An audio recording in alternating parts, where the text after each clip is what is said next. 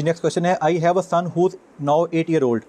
The custody was handed over to father when my son was 2.5 year old at the time of divorce. Now the father has shifted to Dubai and the custody is handed over to the grandparents. Not legally, they don't share any information regarding my son's health. He was diagnosed with hepatitis A and admitted in hospital, and grandparents informed me at the last moment after my son was admitted into the hospital.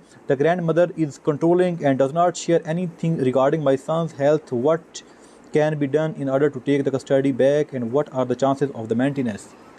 देखिए अब इसका ये scene है कि सबसे पहले आप जो राइट ऑफ विजिटिंग है अब वो उससे अवेल करें। जब आपको वो राइट मिल जाएंगे तो फिर उसके बाद आप अपने बच्चे को कस्टडी है उसके राइट को अवेल करें, क्योंकि अब वालिद जो है वो तो दुबई में शिफ्ट हो चुके हैं, या तो फिर वो अपने बच्चे को साथ ले जाए वहाँ पर, क्योंकि कोर्ट जो है वो बच्चे की वेलफेयर को देखते हैं। अगर जब दुबई में जाएगा फॉरेन कंट्री में पढ़ेगा तो उससे ज़्यादा बेनिफिट उसको होगा। तो अगर बच्चा उसका वालिद उसको दुबई नहीं ले जाता तो फिर अगर यहीं रहेगा तो फिर वो आपको प्रेफर करेंगे, और जब आपको प्रेफर करेंगे तो फिर उसके बाद आपकी जो मेंटेनेंस है वो भी आप क्लेम कर सकेंगी।